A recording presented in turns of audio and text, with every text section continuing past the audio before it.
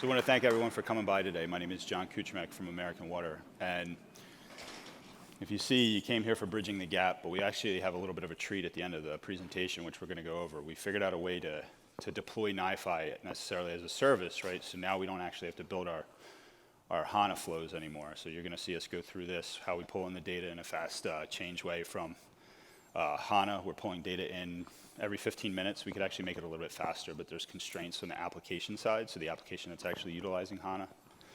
And it's really like a Spark issue with asset tables. But you're going to see Nagaraj come up at the end of the presentation and actually go over a demo and show you that we can build a service just by deploying it by a press of a button. So like I said, we're American Water. Who we are, we deliver water. So we have a regulated side of the business and a non-regulated side of the business.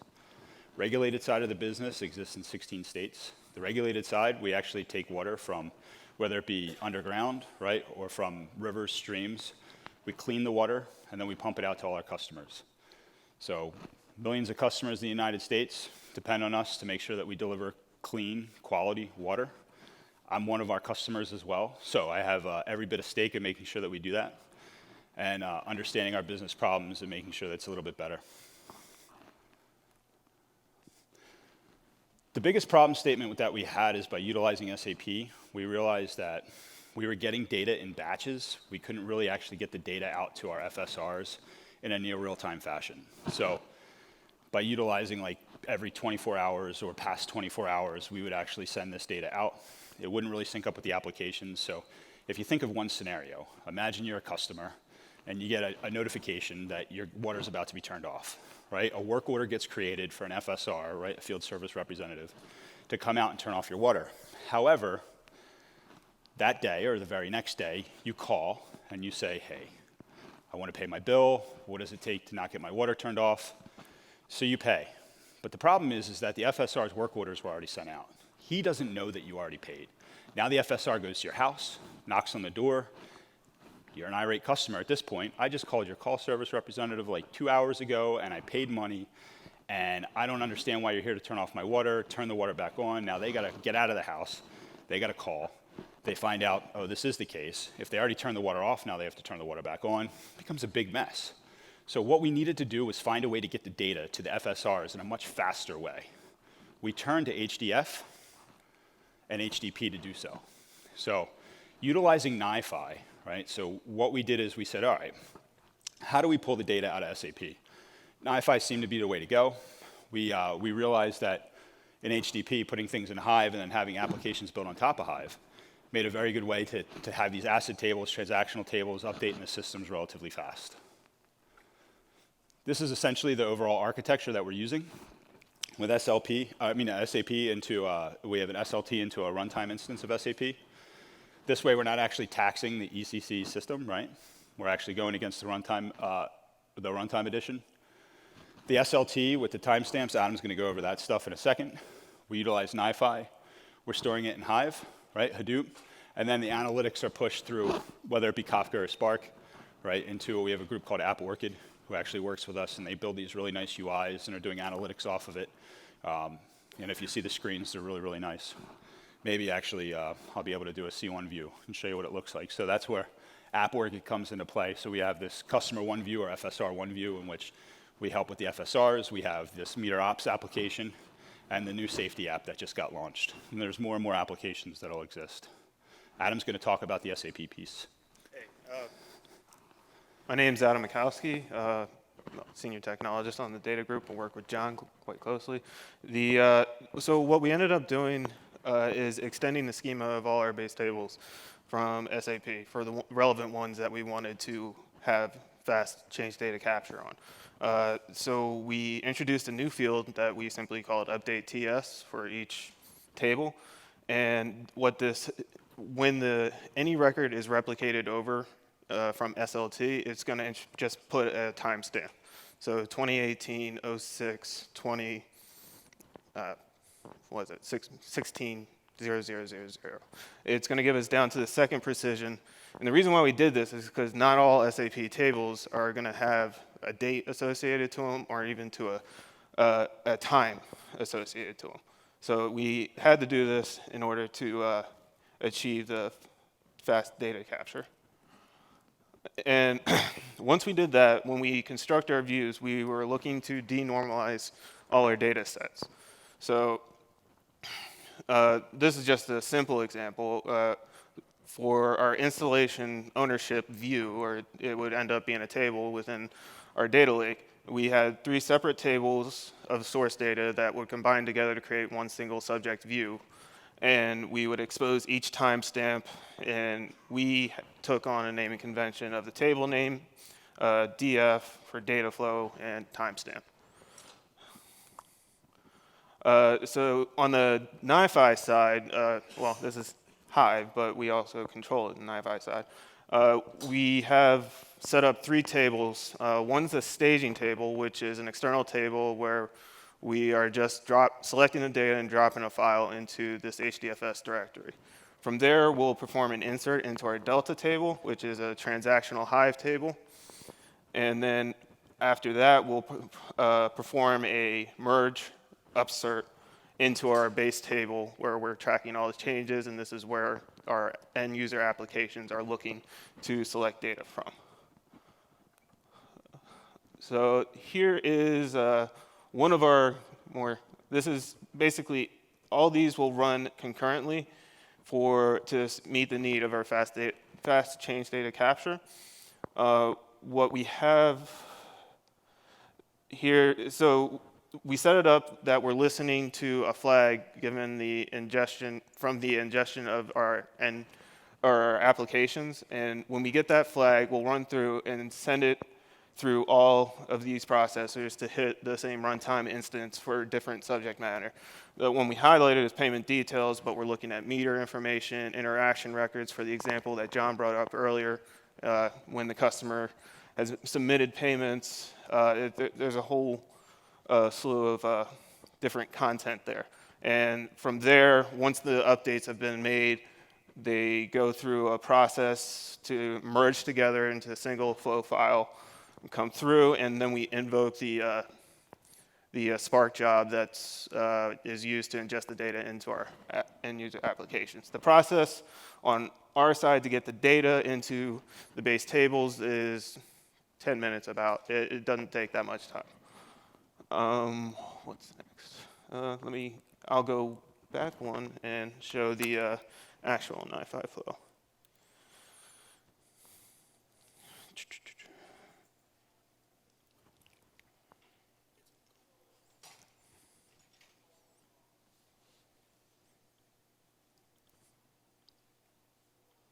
There we go.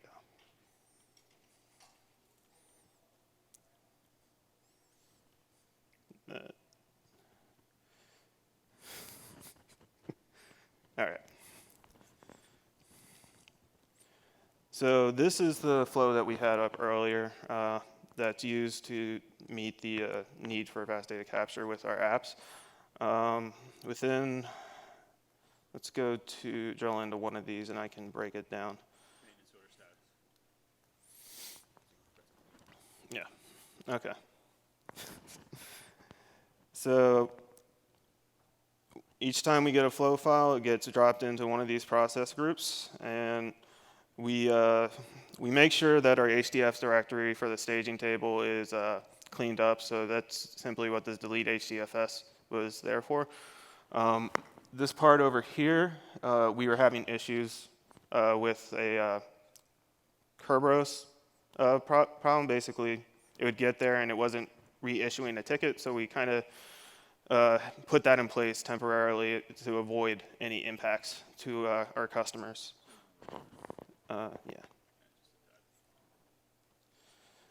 And what it is, it's simply a script on each node, and we pass it the processor ID, and it stops it and then starts it. That's what that process is. One of the key parts that allows us to achieve this kind of daisy chain mechanism is this generate HANA table fetch. And how it differs from the generate table fetch in NiFi already is that this will provide a no state change where we need, regardless of whether something has changed or hasn't changed, we still need an indicator to follow down the path to say, all right, I've done the work, and it's time we can continue on with the overall process and merge our files together. From there, we generate a paginated query. That's not good. All right, I'll fix that later. But so we use site to site to generate paginated queries, or generate HANA table fetch, creates the paginated queries. We use site to site to distribute the load and select the data out of our sidecar using this flow right here. Can you see my mouse on there? Yeah, okay. And in the meantime, we'll also have a flow file waiting over here. And once all our files broken out in our from our paginated query have landed into our staging directory, we'll then, this flow file that has been waiting will then continue and perform our update statement. And within this update statement, or not update statement, our insert statement, and within this insert statement, we'll calculate a checksum. And this MD5 hash is what allows us to update the timestamp only of those records that have been truly updated. We're not doing a complete overwrite of the content. Wish I had a mouse. So it's simply insert these fields into the table, and then further down we have our timestamp fields, and here's our calculation of the checksum field, which is MD5 hash.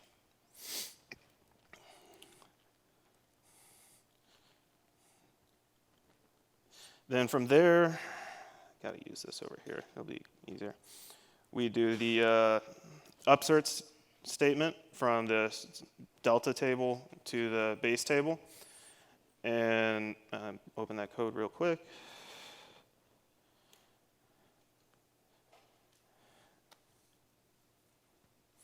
And we're just merging from our delta into the base table based on the keys that generate a unique record. And also, that checksum right here, the line is when matched, and when all the keys matched and the checksum doesn't equal, we know that that is a update to the table, versus when it's not matched, then we just insert the record since it's a brand new record. And then from there, we'll truncate our delta table to ensure that the next time everything goes through, we don't have records from the previous run. And we'll also perform a minor compaction on the table to allow our Spark job to actually select from our asset tables. Another key part, the generate HANA table fetch, I just wanted to open that up and show the state on it, because that's where we're seeing. Oh, crap. So actually, this is how we configure it, but we just provide the maximum columns for all the timestamp fields, and we give an order by for all. The order by statement will contain the keys of that to create a unique record. And the state.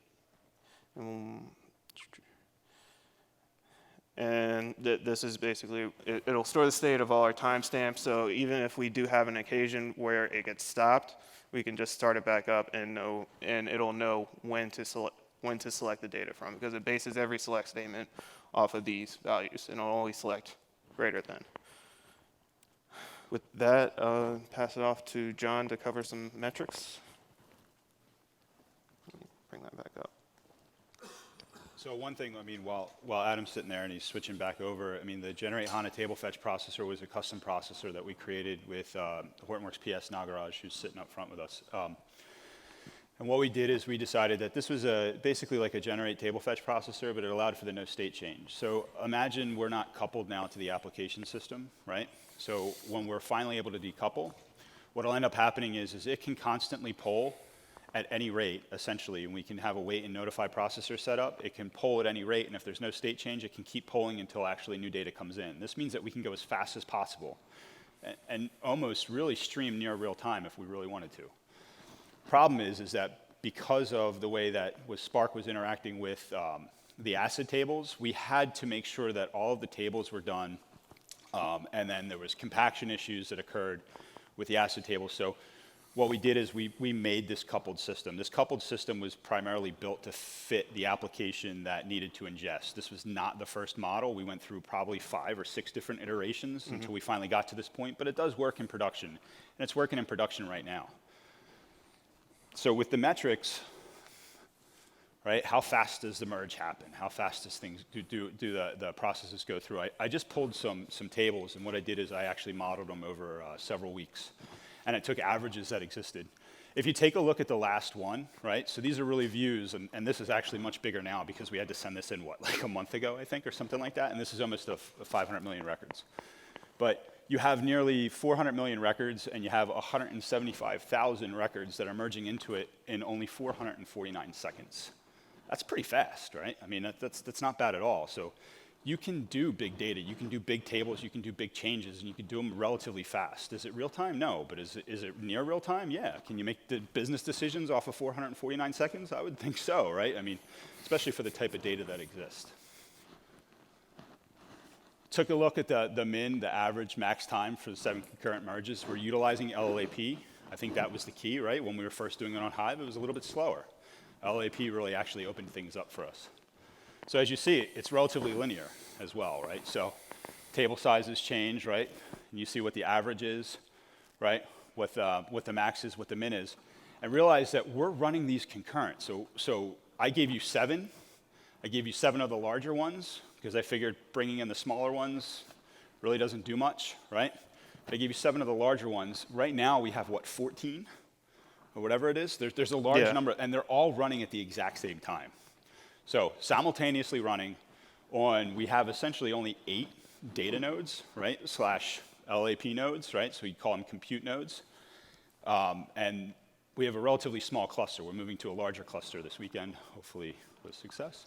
But NiFi, we only have 7 NiFi nodes. So NiFi is running. We have 5 NiFi nodes with 2 management nodes. You're looking at 16 cores per. And at the time that this happened, it wasn't even 16 cores. We were only, I think, 8 cores per node.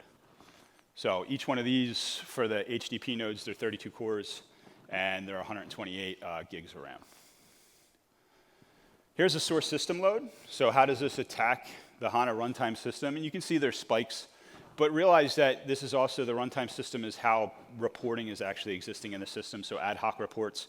So there's different times in which there's reporting. You see there's a lot of downtime in the system as well. So we're not really taxing the system. Matter of fact, the DBAs were really concerned about us doing this at a certain point in time, right? And so they come over and they're like, what do you want to do? And we're like, no, we think it'll work. We started with 1. He's like, that's okay, then 2, and then 3, and then 4. And then he essentially gained our trust, and he realized that it's really not doing much to the HANA runtime system, which is pretty cool. Average CPU utilization, this is in Hive, right? Or Hadoop, because it's really a mixture of LLAP as well. So minimum CPU load, average CPU load, peak CPU load. Give you a little bit of metrics. As you see, we're not exceeding 60%, right? Here's the memory. Obviously, we keep the memory pretty high, right? We're streaming a lot of data in. We're streaming it in not real time, right? But you're streaming in hundreds of thousands of records and merging it into, hundreds of millions of records. We're still doing pretty good. We never really have issues. I want to bring up Naga, who's going to actually demonstrate. Naga, you got like 20 minutes, man. You got a great amount of time. And so then we'll open up for questions. But we talked about NiFi flow as a service, and so one of the things before he actually shows the demonstration is that there's literally only a handful of us at American Water that are data engineers that are trying to pull in this data. We decided, one day I'm sitting down, I'm talking to Naga, I'm like, we got to figure out a way to automate this, right? Because it's a database. It has metadata. We can pull in the metadata. We can figure out data types. We can feed that metadata into APIs, right? And have the NiFi. We know how the NiFi flows are, right? It's a repetitive thing, right? So with templates and everything, we can generate that. And so if you think about it, right, for us to build the NiFi flows and do it step by step, it probably, each one of us could probably build 2, if we only worked 40-hour work weeks, we could probably build 2 NiFi flows, 3 NiFi flows a week, right? Because then you got to do it, you got to do the merge, make sure everything works, right? So by automating the system, we can essentially take a lot of that work away from us. And since we are a HANA shop, right, and most of our, well, all of our ERP data is from HANA, pulling in that data, that's basically the start of everything. So now it frees up our time as we're going to deploy this. The POC went great. It's in testing right now. We're going to probably release it to production next week after, something like that. He's getting nervous now. But yeah, so when we do that, now basically 70% of our time as data engineers gets freed up to kind of go after, cooler data, start to analyze the data a little bit different. So it's pretty neat. Naga, go ahead. Thanks, John. So the primary goal for this project is to build NiFi flow as a service because from the American Water perspective, it is all HANA database, right? So the data engineers, Adam, Srilok, and John is trying to build this NiFi flows every day. So and the users are building the new views, right? So they are building up the new views, and they will just say that, okay, hey, can I build the views in my QA, and it looks good?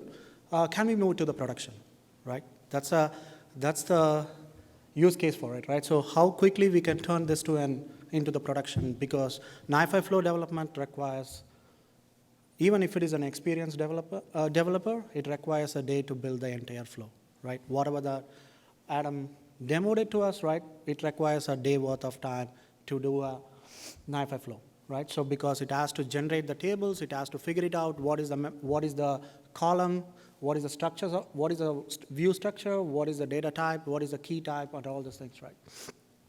So the idea of this project comes because we have 2 challenges within it. First challenge is that we have like tons of views in HANA, right? So it's like more than 1,000 views, and building 1,000 views manually, it is going to be a time-consuming process.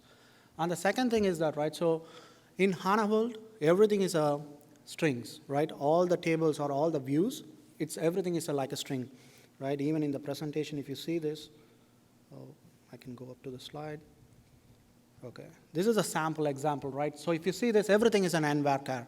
It doesn't matter whether it is going to be a number or whether it is going to be timestamp. It doesn't matter. It is going to be it's going to be a varchar for SAP, right? Because SAP is like an in-memory database, and string works there. But when you turn this into like an Hive stuff, it is not going to work because Hive needs an exact data type for the performance and other stuff, right? So the majority of the time while building the flows ends up in analyzing the data, right? So the developer will go to the views, look for the views, and figure out what are the keys and what are the data type, right? That is the major portion of the time that the developer will take to build the flow.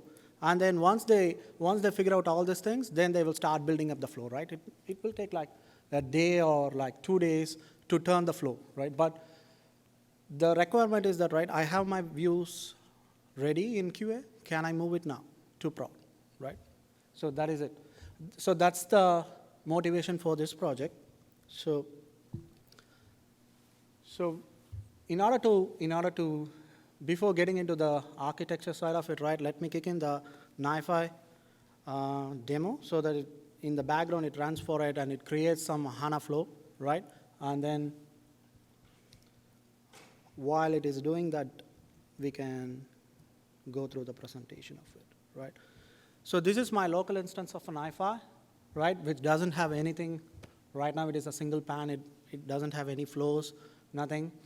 So for this demonstration, I took a pretty large view, right, which is containing like a 500,000 or close to 500,000 records.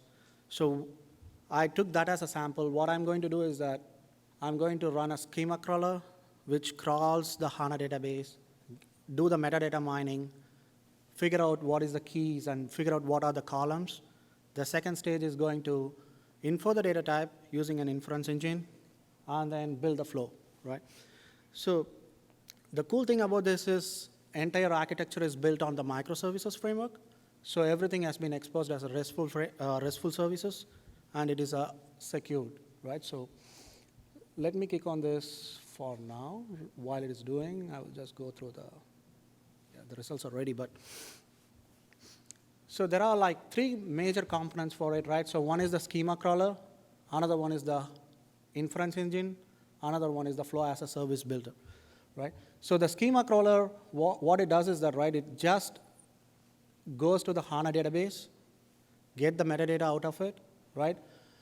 So do the metadata mining, right? So these views are generated out of HANA, right? And the metadata might be in the XML format, and it is a machine-generated XML. It looks like a very huge.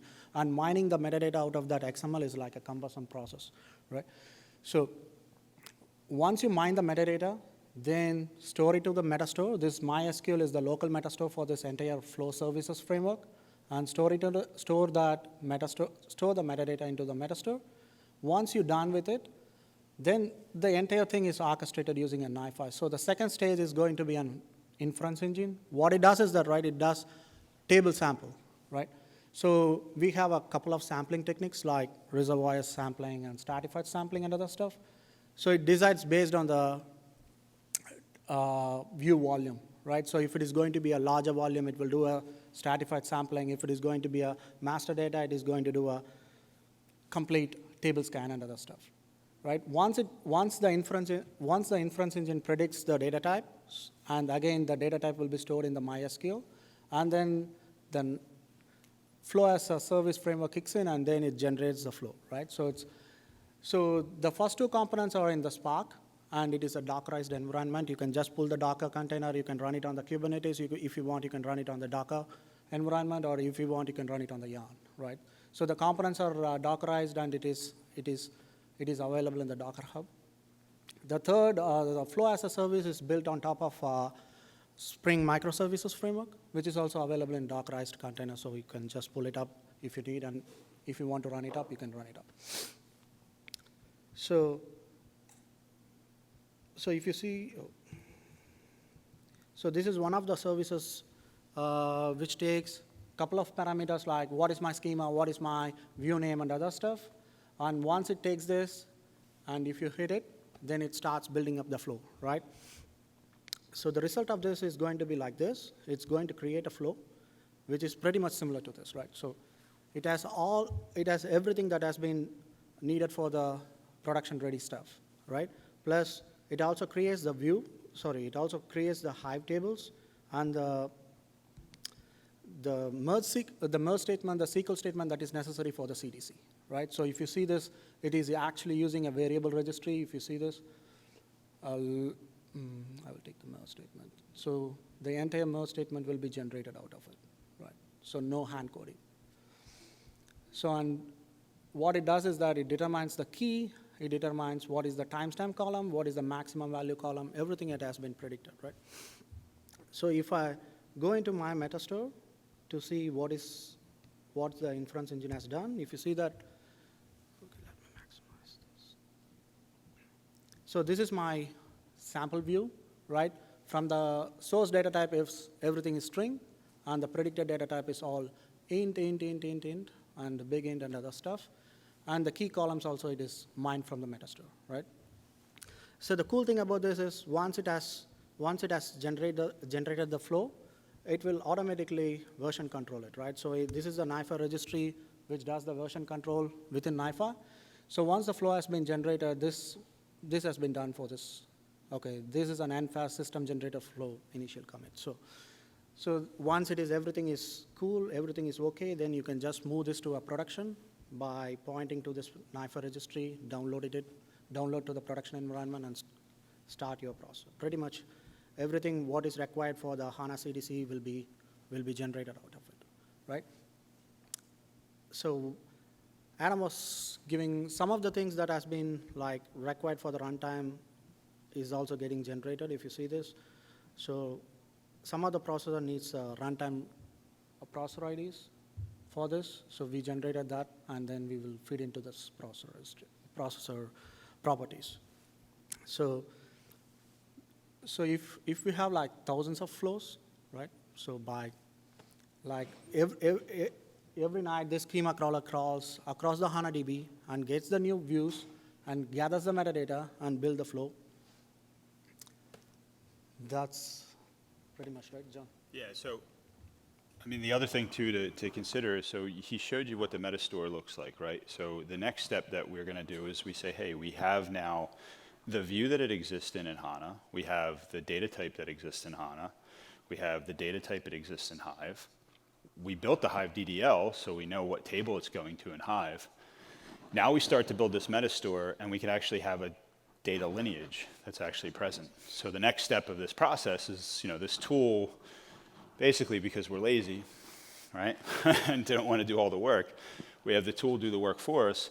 But then the next step is then utilize that tool to actually help the business so that we can put, say, something like a Solar on top of that and have it, go ahead and search against the metastore.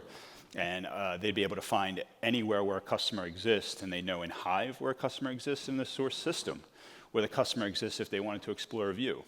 We started with HANA because, one, we're a HANA shop, but the other thing, too, is HANA is really difficult to get data out of in comparison to, like, other databases. So I figure if we could tackle HANA, now we can do it for other RDBMSs, right? So next step is we do have, we talked about how we're regulated and non-regulated. The non-regulated side of the business uses Microsoft Dynamics. So that's next, right? So we won't have to do, we're trying to build this for all these different RDBMSs, and now we're actually going to maintain this metastore, and the metastore is going to have the data from source to sink, right? Essentially of where it is.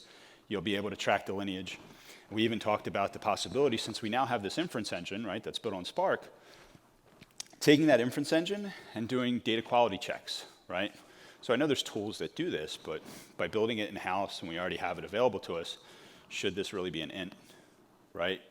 Taking a look at the data, if it's a mix of characters, is the data actually right or wrong, and then flag the data. Then we can go in and inspect it.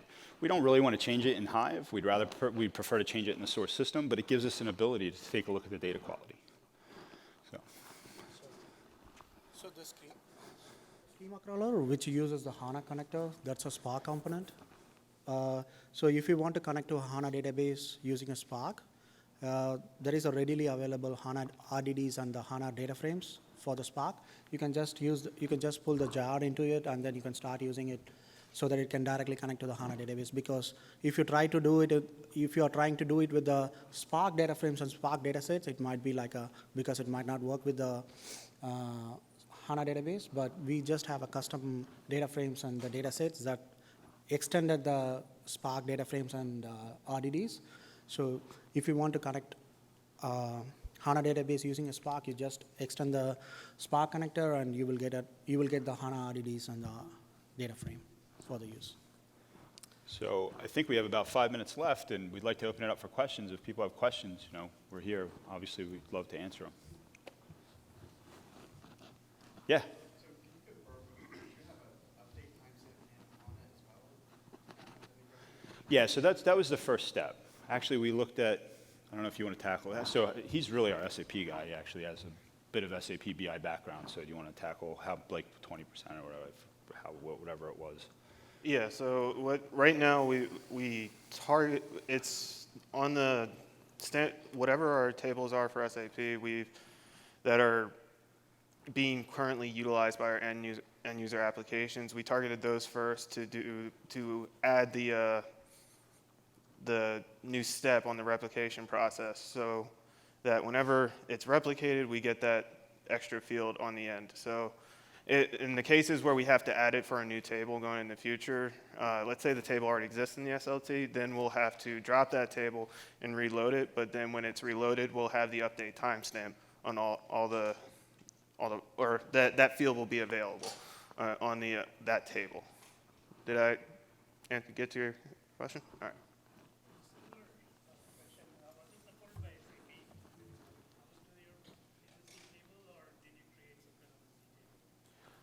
Views were created. So we have, ECC, SLT, HANA runtime instance, right?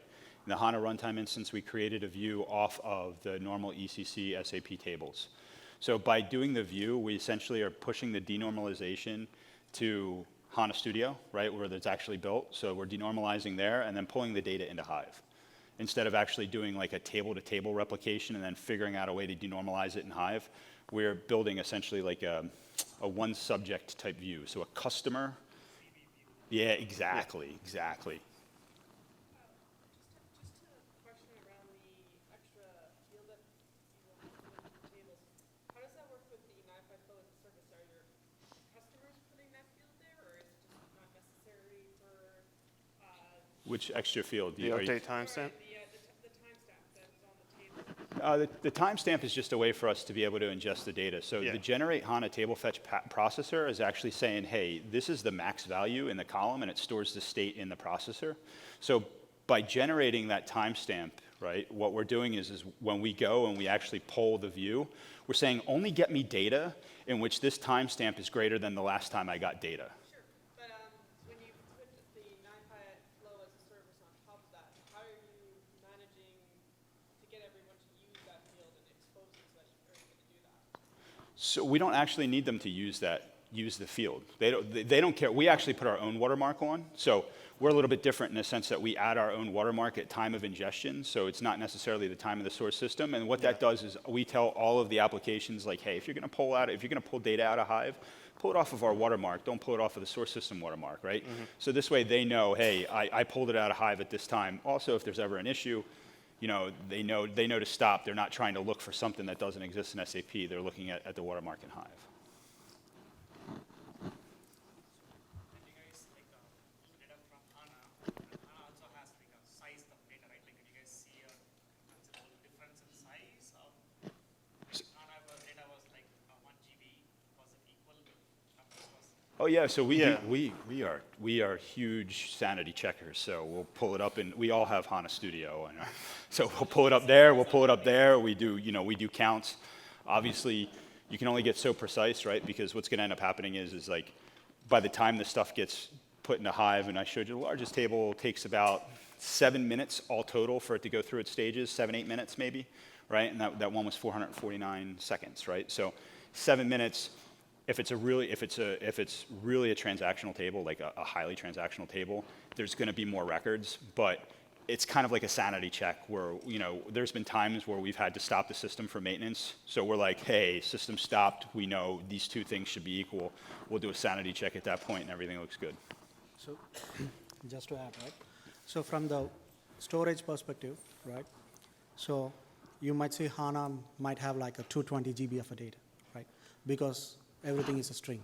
Work, yeah. So the NiFi flow as a service, which converts the string into a exact data type. So what happened is when you store it into the Hive, it might be a 2 GB or 5 GB.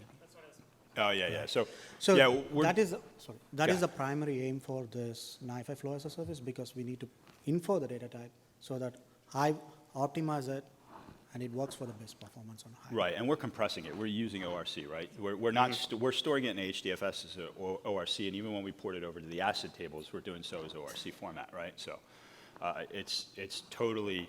I mean, it's so much better. We basically can squeeze a bunch of stuff into a much smaller space, right? So pretty neat. Yeah. So when you're getting the data from Watermark, Yeah. you have string format in Hive anyway. So why do you have to really translate it? I mean, after the fact, you can make it as you do the transformation into other tables, and then you can do it. So the question is that why we are translating from string to exact data type, right? So the Hive needs everything to be an exact data type.